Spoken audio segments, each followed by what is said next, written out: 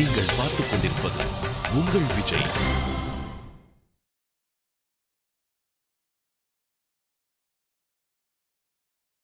Okay, போட்டியாளர்கள் இப்ப இந்த ஸ்டேஜுக்கு வரலாம்.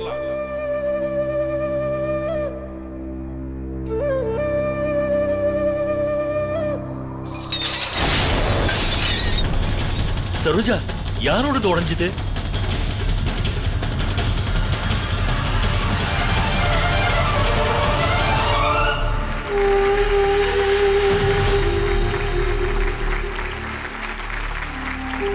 வாங்க போட்டியாளர்களே, வாங்க.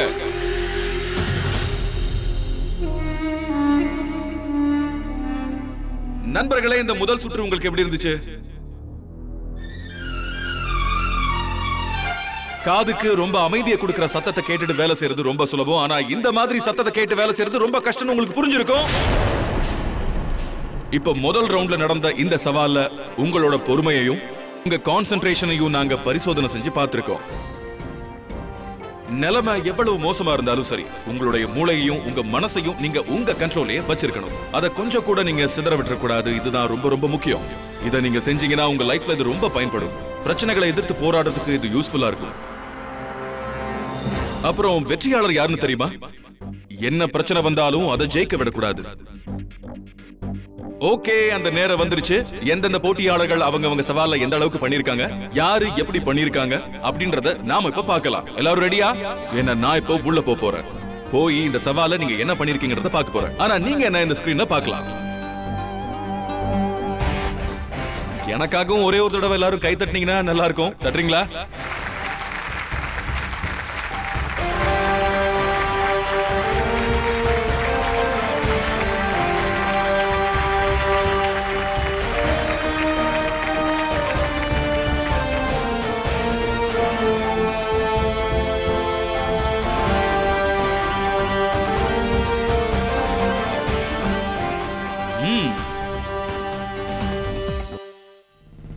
வாங்க போலாம். யாரு என்ன பண்ணிருக்காங்கன்றத பார்க்கலாம். நம்ம ஃபுட்பால் பிளேயர் இருக்கார்ல, அவர் எத்தனை கோல் அடிச்சிருக்காருன்றதை இப்ப பார்க்கலாம். எத்தனை கோல் உடைஞ்சிருக்குங்கிறதை பார்க்கலாம்.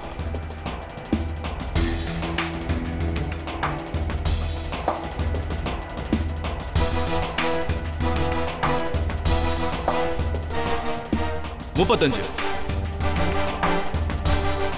அப்படின்னா இவர் 35 கோல் அடிச்சிருக்காரு.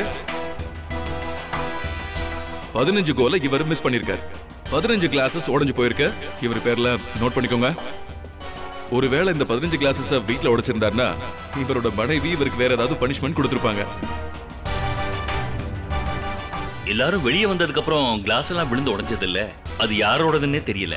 கடவுள் அருளால சந்தியா பிரீத்தியோட தான் இருக்க கூடாது. சரி வாங்க, இப்ப நம்ம டாக்டர் மலர்கொடி என்ன பண்ணிருக்காங்கன்றத பார்க்கலாம். இந்த இடமே ரொம்ப அமைதியா இருக்கு. அப்புறம் இவங்க ஒரு லெவல் தான் ரீச் பண்ணிருக்காங்க. இப்போ கிளாஸஸ் கவுண்ட் பண்ணலாம்.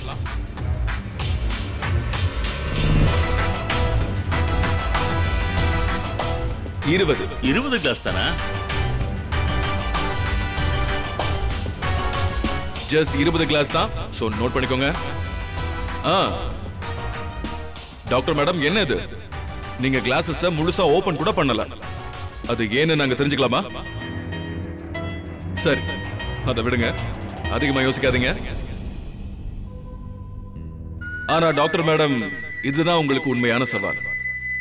நார்மலான நிலைமையில யார் வேணாலும் வேலை செஞ்சிருவாங்க. கடைசியா கிளாஸ் எல்லாம் விழுந்ததே, அது யாரோடதுன்னே தெரியலையே. ஒருவேளை பிரீத்தியோட தான் இருக்குமோ? அடுத்தது போலாமா? நம்மளோட பியூட்டிஷியன் மேடம் மிஸ்ஸஸ் பிரீத்தி என்ன பண்ணிருக்காங்கன்னு பார்க்கலாம். ரொம்ப அழகா நிறைய கிளாஸஸ் உடைச்சிருக்காங்க. தெரியுதா? இப்ப கவுண்ட் பண்ணி பார்க்கலாம்.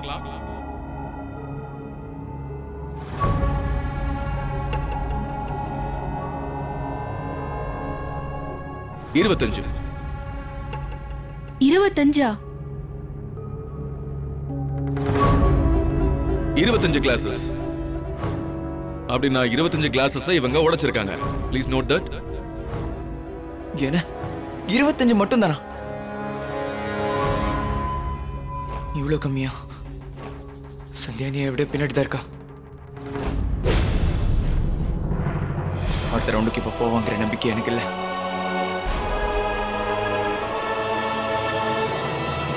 இது வரைக்கும் இருக்கிற ஸ்கோர்ஸ் பார்த்தோம்னா டாக்டர் மேடமும் மிஸ்ஸஸ் பிரீத்தியும் தான் கம்மியான மார்க்ஸ் எடுத்திருக்காங்க. சோ நாம இப்ப பார்க்க வேண்டியது மத்த கண்டஸ்டன்ட்ஸ்லாம் எவ்வளவு மார்க் எடுத்திருக்காங்கன்னு.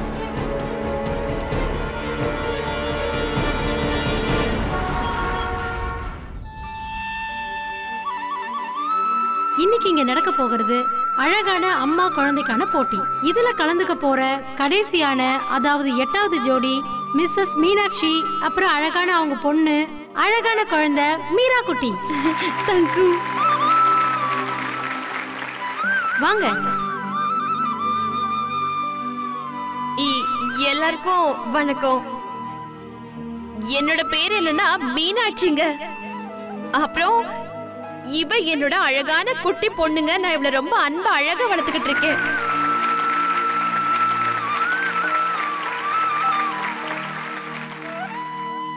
இந்த போட்டியில கலந்துக்க போற 8 ஜோடிங்க இவங்க மட்டும்தான். இப்ப நாம போட்டியை ஆரம்பிக்கலாம். இன்னைக்கு இந்த போட்டியில கலந்துக்கிட்டு நான் ஒரு விஷயத்த நிரூபிச்சே தீருவேன். சந்தியாக்கா பிரீத்தி மாதிரி என்னாலையும் போட்டியில கலந்துக்கிட்டு ஜெயிக்க முடியும்னு. சொல்ல போனா அவங்கள விட நான் ஒன்றும் குறைஞ்சவ கிடையாது. நீங்க முதல்ல எல்லாரும் கீழே இறங்கி வாங்க.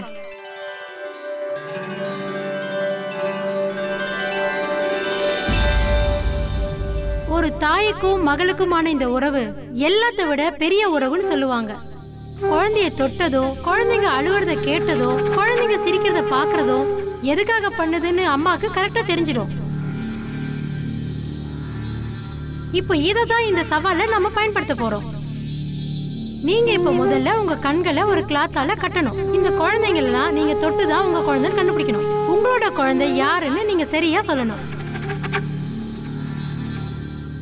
அம்மாங்க கண்ல இப்ப முதல்ல துணியை கட்ட போறோம்.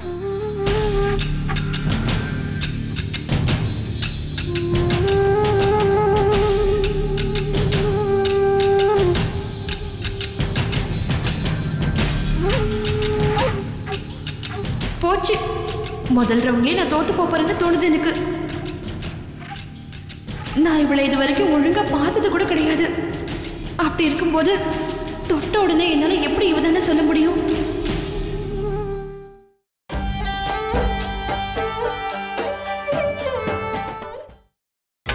நீங்கள் பார்த்துக் கொண்டிருப்பது உங்கள் விஜய்.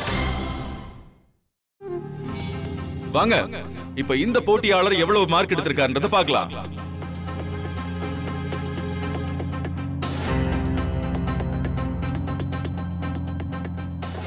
இருபத்தெட்டு. இங்க இருக்கிற கிளாஸஸ் மொத்தம் 28. அப்படின்னா இவர் 22 கிளாஸஸ் உடைச்சிருக்காரு. ஆனா டாக்டர் மேடம் விட முன்னாடி இருக்காரு. இத பாருங்க, நம்ம லாயர் சார் என்ன பண்ணிருக்காருன்னு.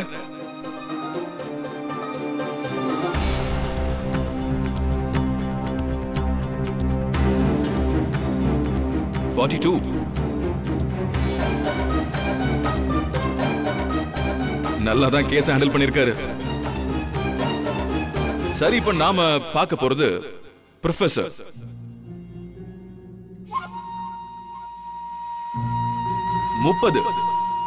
மொத்தம் 30 கிளாஸஸ். 50ல 30 கிளாஸஸ் இங்க இருக்கு. அப்படின்னா இவர் 20 கிளாஸஸ் உடைச்சிருக்காரு.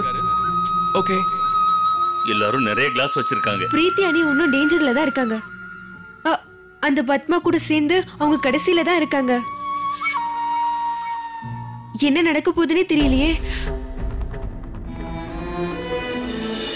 இப்போ நம்ம அடுத்த போட்டியாளர் என்ன பண்ணிருக்கான்னு பார்க்கலாம். இவங்க வீட்டுக்கு எவ்வளவு நல்ல பேரை வாங்கி கொடுத்திருக்காங்க பார்க்கலாம்.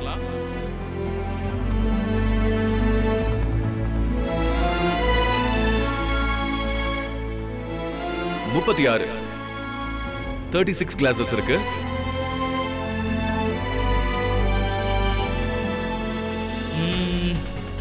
கொஞ்சம் நல்ல பேரை வாங்கி கொடுத்திருக்காங்க, ஆனா அதிகமா இல்ல.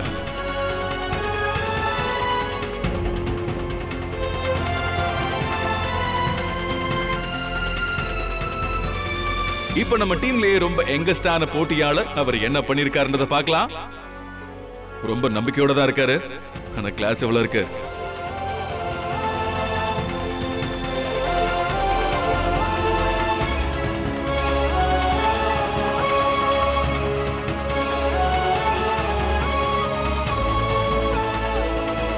40.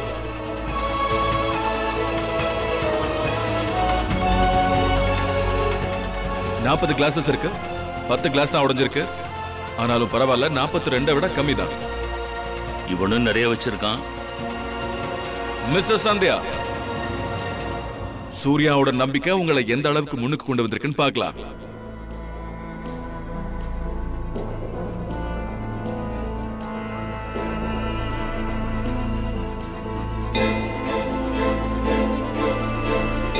இதோட ஹைட் பார்க்கிறதுக்கு நல்லதா இருக்கு. ஆனா அகலம் ரொம்ப கம்மியா இருக்கு.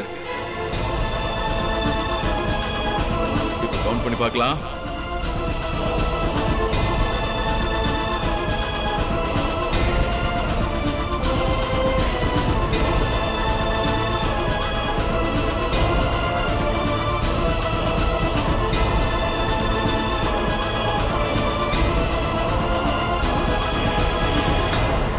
முப்பத்தி 4.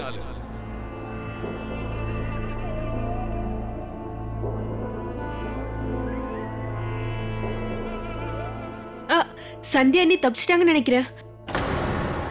34ங்கிறது ஒன்றும் பெரிய நம்பர் இல்ல. சந்தியா, நீங்க ஒரு ஹவுஸ் வைஃப், இதை விட நல்லா பண்ணிருந்திருக்கணும். ஆனா என்ன, நீங்க உங்க வீட்டுல நிறைய பாத்திரங்களை கீழே போட்டு உடைச்சிருவீங்களா என்ன? இப்ப கடைசியா ஒரே ஒரு பில்டிங் மட்டும் தான் மிச்சம் இருக்கு. இத பார்த்ததுக்கு அப்புறம் ஒரு விஷயம் முடிவாயிடும். அது இன்னைக்கு டேஞ்சர் ஜோன்ல இருக்கிறது யாரு, வீட்டுக்கு போறது யாருன்றது தெரிஞ்சிடும். டாக்டர் மேடமா இல்ல மிஸ்ஸஸ் பிரீத்தியான்றது தெரிஞ்சிடும். இன்னைக்கு யாரு எலிமினேட் ஆக போறாங்க. இப்ப நாம கடைசி போட்டியாளர் என்ன பண்ணிருக்காருன்னு பார்க்கலாம். எனக்கு ரொம்ப ஆர்வமா இருக்கு. சமூகத்திற்கு நிறைய சேவை பண்ணிருக்காரு. ஆனா தனக்கு எவ்வளவு பண்ணிருக்காருன்றத பார்க்கலாம். ஓ காட், ப்ளீஸ் எனக்கு உதவி பண்ணுங்க. இன்னைக்கு மட்டும் நான் எலிமினேட் ஆயிட்டேன்னா அப்புறம் என் லைஃப் என் கை விட்டு போயிடும்.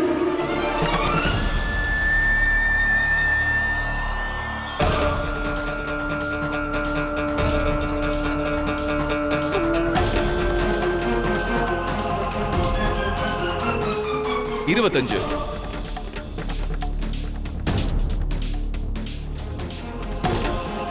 எல்லாரும் கொஞ்சம் தைரியமா இருக்கணும். ரிசல்ட்ஸ் எடுத்துக்கிட்டு நான் இப்ப வெளியில வரேன்.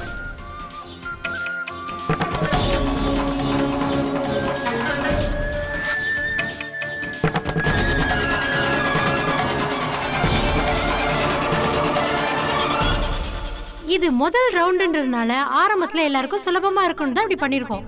எல்லா குழந்தைங்களையும் தொட்டில கொண்டு போய் போட்டுடலாம்.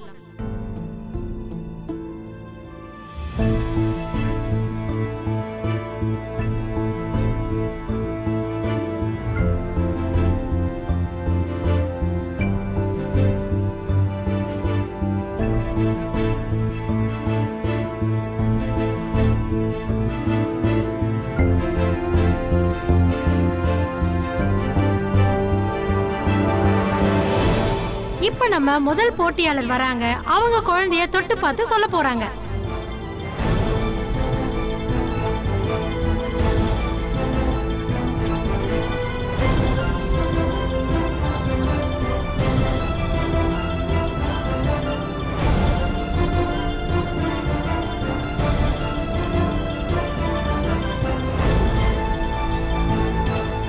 நம்ம முதல் போட்டியாளர் அவங்க குழந்தைய தேர்ந்தெடுக்காம வேற குழந்தைய தேர்ந்தெடுத்துட்டாங்க.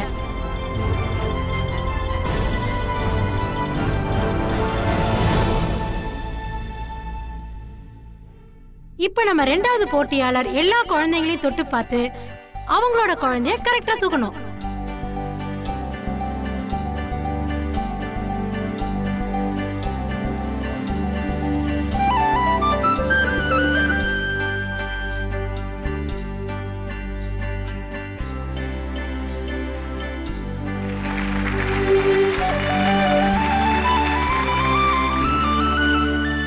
இப்ப நம்ம மூணாவது போட்டியாளர் முன்னாடி போக போறாங்க. மத்த எல்லாராலையும் ரொம்ப சுலபமா இது அவங்களோட குழந்தைன்னு தொட்ட உடனே சொல்ல முடியும். ஆனா எப்படி என் பொண்ணை தொட்ட உடனே என்னால சொல்ல முடியும்?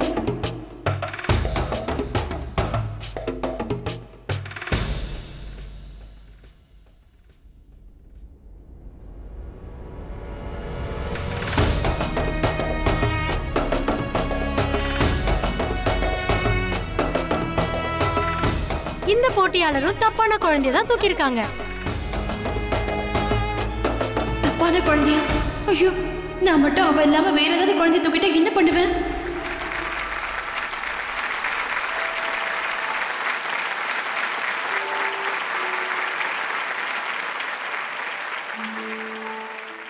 உங்க எல்லாருக்குமே இப்ப தெரிஞ்சிருக்கும் எல்லாரும் எவ்வளவு நல்லா பண்ணாங்க, எவ்வளவு மோசமா பண்ணாங்க அப்படின்றது. இருந்தாலும் ஸ்கிரீன்ல பார்க்கலாம். ஏன்னா யாரு எந்த ரேஞ்சில இருக்காங்க. உங்க எல்லாருடைய ஸ்கோரையும் அந்த பில்டிங்ல எத்தனை கிளாஸஸ் இருக்குன்னு பார்த்து அதோட ஹைட்டை பார்த்து தான் முடிவு பண்ணிருக்கோம். அதனால வாங்க இப்ப இந்த போட்டியில யாரு உள்ள இருக்காங்க, யாரு வெளியில போறாங்கன்னு பார்க்கலாம். ஆரம்பிக்கலாம். முதல் இடத்துல இருக்கிறது 42 மார்க் வாங்கி இருக்கிற மிஸ்டர் அசோக் குமார்.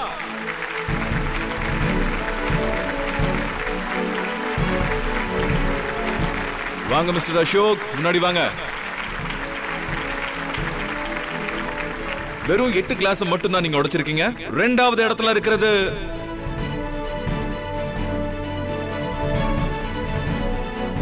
40 மார்க் வாங்கி இருக்கிற மிஸ்டர் பிரதீப்.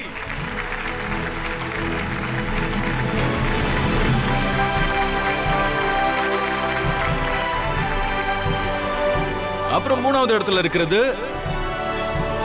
மிஸ் பிரியா லட்சுமி 36 மார்க்ஸோட.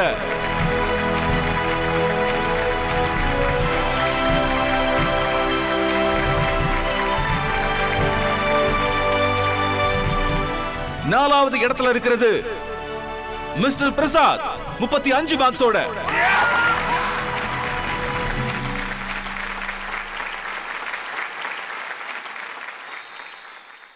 அஞ்சாவது இடத்துல இருக்கிறது 34 மார்க்ஸோட மிஸ்ஸஸ் சந்தியா.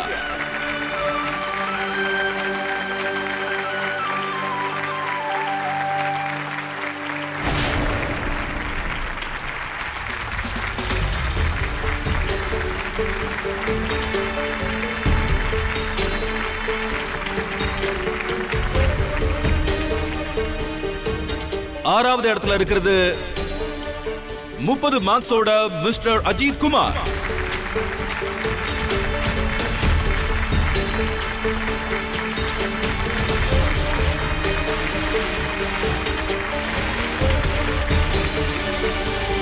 அப்புறம் ஏழாவது இடத்துல இருக்கிறது மிஸ்டர் பிரவீன் குமார் 28 மார்க்ஸோட.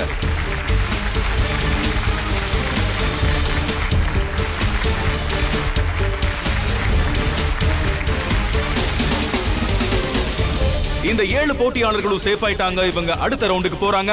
நிச்சயமா போறாங்க. இவங்களுக்கு கிளாப் பண்ணலாம்.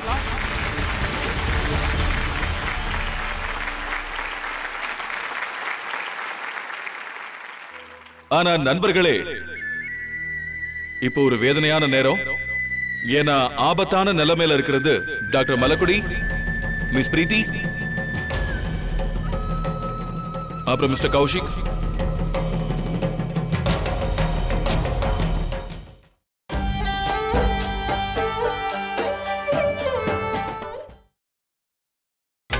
நீங்கள் பார்த்துக் கொண்டிருப்பது உங்கள் விஜய்.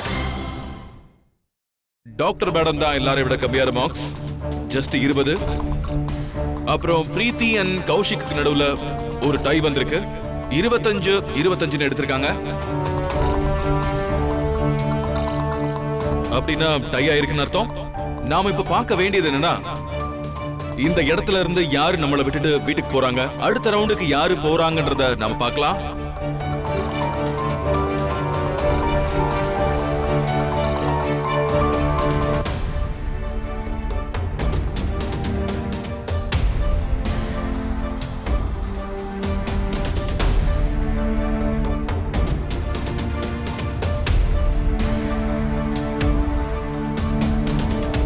எங்க டீம்ல இருக்கிறவங்க ஒரு சில செக்கிங் பண்ணதுக்கு அப்புறம் இப்பதான் ஒரு விஷயம் தெரிய வந்திருக்கு.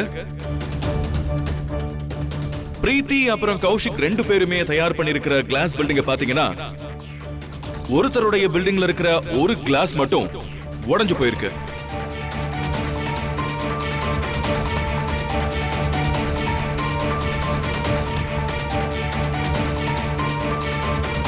இதுக்கு என்ன அர்த்தம் தெரியுமா?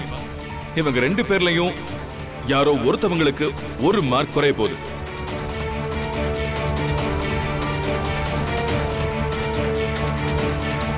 25, 24 ஆக போகுது. பிரீத்தி அண்ட் கௌஷிக் இவங்க 2 பேர்ல யாரு ஒருத்தர் வீட்டுக்கு போக போறாங்க, யாரு ஒருத்தர் அடுத்த ரவுண்டுக்கு போக போறாங்க?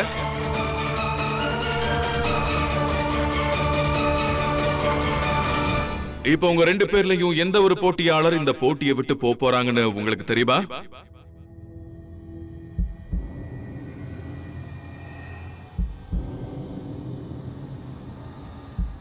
அவங்களோட பேர் என்னன்னா